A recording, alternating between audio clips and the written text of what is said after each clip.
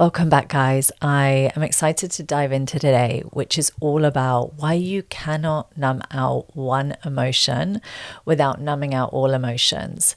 And this is a huge journey that myself included, but many of my clients have really been journeying through, is this reclamation of feeling safe ultimately to actually feel the emotions, all emotions within their bodies. And this sounds so simple. However, if you have been taught or were brought up in a way where it wasn't actually safe to express those emotions, you'll be surprised the level of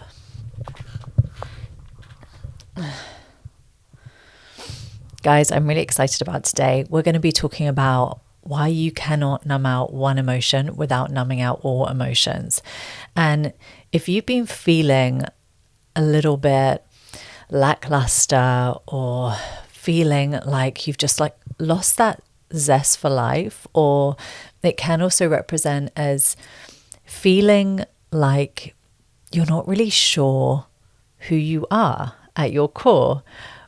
And when that happens, that's usually a sign that there's been some level of numbing happening in the background without you even realizing it. And really talking to today all of the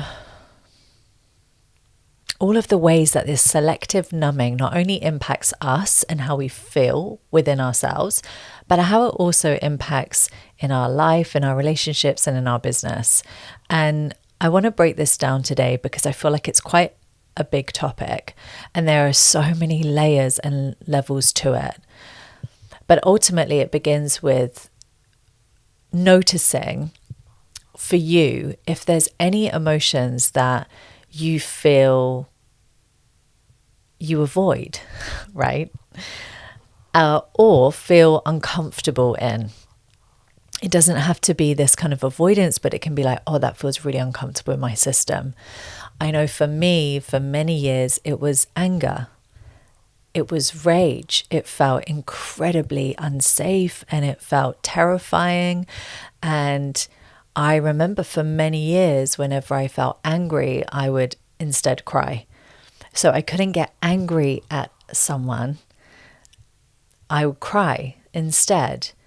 And this may have many different faces and show up and represent in many different ways in your day-to-day and in your life and in conflict and in challenging times.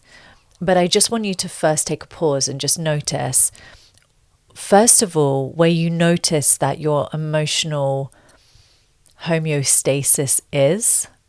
Is it joy? Is it bliss? Is it worry? Is it sadness? Is it fear? Notice where your homeostasis, where your home base is of emotion, like where you tend to reside the majority of the time throughout your day, throughout your week, throughout your months. And then notice if there's any emotions that you're avoiding. When we don't feel safe to feel a certain emotion, or we notice ourselves avoiding a certain emotion, that is a sign that there is numbing going on some level. And what I want you to hear, the biggest takeaway I want you to take away today, is that when you numb out or feel unsafe to feel anger, you're also numbing out your ability to feel joy, to feel bliss, to feel excitement, to feel like there is this connection to this untapped energy that just wants to rush through you. And it can be really sneaky the way that it may find its way into your rationale, into your stories around why certain emotions may be okay whilst other emotions may feel like they're not okay for you. And noticing where those stories came from, right? Where did we learn that it wasn't okay to express, you fill in the blank? Where did I learn that that wasn't safe? Where did I learn that that wasn't okay? And we don't need to go to this unpacking and taking it all the way back to the root, but some level of awareness around where it came from ultimately, and understanding that this frame of reference or this story was probably passed down to you. And it's something that you probably learn, because I am most certain that as a baby, you would have expressed all emotions and you wouldn't have felt any shame or guilt or whatever it may be around expressing that emotion. So therefore, it's been learned. And for some of you, the numbness may be at a point where you actually feel physically numb in your body. And I've worked with some really beautiful women who experience this, where they just physically don't feel sensation in their body because it's just got to that level of numbness. And, you can feel numb and still be incredibly high performing and functioning. These traits can look like when you're pushing through, but nothing feels satisfying, right? You're smiling, but you feel disconnected inside. You're checking off all the boxes, but joy just feels so far out of reach. And you may not even know what joy feels in your body. And you notice that you have the tendency to distract yourself instead of feeling. So this can feel like filling the spaces with all these little things that are really not important, but you're doing them because you don't want to fill the space. It can look like being on social media, numbing yourself out with food or alcohol or whatever the thing is, watching TV. It's what are you not creating the space for to actually feel? And when it gets uncomfortable, what are the ways that you cope, right? What is your survival mechanism? How does that actually show out and show up in your life? So I know for so many people, food can be a big one for distraction. But it can also be, for a lot of high achieving women, it can also be work, right? Things are really challenging. I'm feeling all these things. And let me just make myself really busy in work, because then I can feel like I'm achieving or getting somewhere, and I can just busy my mind enough to avoid the feeling that actually wants to come up, to avoid the truth, right, that actually wants to come through right now. And when we do this long term, it can, for example, it can show up in business with feeling really disconnected from your why. So feeling like you've forgotten your why, and actually you may feel like you've built a business and you don't feel connected to it at all. And you may feel like you just want to burn it all down and start again. Or it can be this feeling of really struggling to connect with clients and be present with clients. And so that's having a knock-on impact. It could also show up as just feeling emotionally distant in meaningful moments, and feeling like you just don't have anything left, right? You just don't have anything left to give. And when you're at that place, that's really a time to go into the nervous system, to start to actually really build safety within your body to feel. Because the nervous system is going to block the emotions that it doesn't actually feel safe to be with. And what it does is it actually stores unprocessed emotions. So it will store unprocessed fear, sadness, overwhelm, anger, whatever is not being processed through the body. And it will also shut down and block emotions when it doesn't feel safe. So when it feels risky to the body thinks, okay, this isn't safe. So I'm going to just numb this out, disconnect, avoid, distract, so that I can pretend like this isn't happening. This isn't going on. I'm not feeling this.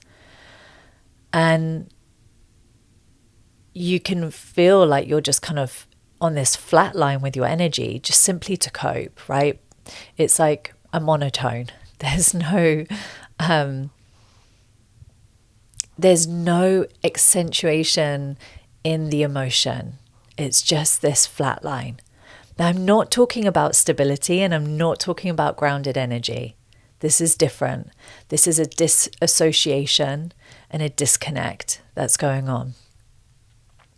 And when you notice that that is happening, it's really important to take it really slow, because it's not about stretching yourself so far that it further dysregulates your nervous system.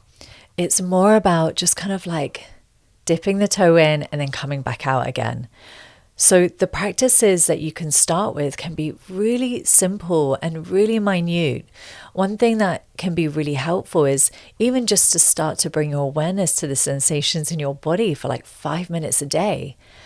And the sensation doesn't have to be like this dramatic sensation. It can be like, where am I feeling heat in my body? Where in my body feels cold? And just noticing simple sensation can be really, really powerful. And then it can move to, what would I, and you can really tune into this for yourself, but really feeling into for you, because it's so different for everyone, is what does my body need to actually feel safe? Like, what do I actually need right now in order to feel safe? And if you're sat with yourself and you're in stillness and you're in quietness, maybe that is little simple things for the body, like, oh, I need to find a more comfortable situation to sit in or to lie in, or I want to allow myself to feel, and in order to do that, I need to feel really safe. And so I'm going to lock this bedroom door so that I feel like no one can just barge in the middle of something. Or it could be like, I just need a really nice cup of tea or a glass of water, and just give your body what your body wants to then settle into the space. So there's, again, limiting distractions from the actual physical body saying, I'm uncomfortable, I'm thirsty, I'm hungry, I feel like someone's going to walk in, right? This is another reason why I love using breath work, because even just simply noticing how your breath feels as it moves throughout the body can be really powerful. And breath work can also be a really powerful entry into actually bringing up emotions to the surface so you can actually process them. And if you're processing things for the first time, I always recommend having a facilitator or someone there that you really trust to just hold you in that, right? Because the last thing you want to do is go into this process of releasing emotions that have been stored in the body for a long time, and for it to feel like you don't know your way out of that, or how to reground after that, or how to do it in a way where it doesn't feel so intense that you feel exhausted for days afterwards. All of these things. I'm going to wrap it up, but the one thing I want to leave you with is start small, with allowing yourself to start to feel the emotions when you feel it. And if you cannot feel an emotion in the moment, maybe it's in your business, maybe it's in front of your team, and it's not actually the right time to do that, really taking note to revisit and create space later on in the day when you can do that is really, really important, so that we're not continuing to create that pattern of emotion comes up and we numb it, we shove it back down. So start with the breath, start with witnessing sensation, start with just spending 5 minutes a day noticing how your body actually feels, truthfully feels, without it being wrong or right or any story. Just from neutrality, how does my body actually feel? And I promise you, the more aliveness, the more safety you create within your nervous system, the more your body is going to be able to actually express and feel all emotions. And when you are in that place, you actually feel alive again. It's like feeling like you are whole as a being and that all parts are welcome within you. And you actually feel way more grounded, way more regulated and solid in your being and who you are. So, sending you so much love. I'll speak tomorrow.